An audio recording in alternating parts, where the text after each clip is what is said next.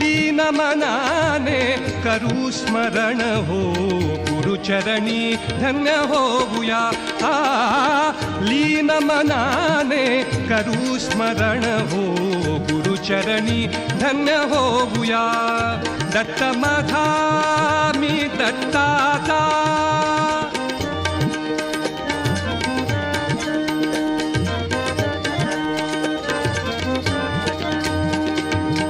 ध्यान लागता कृष्णा काठी ब्रह्मतेज अवतरले.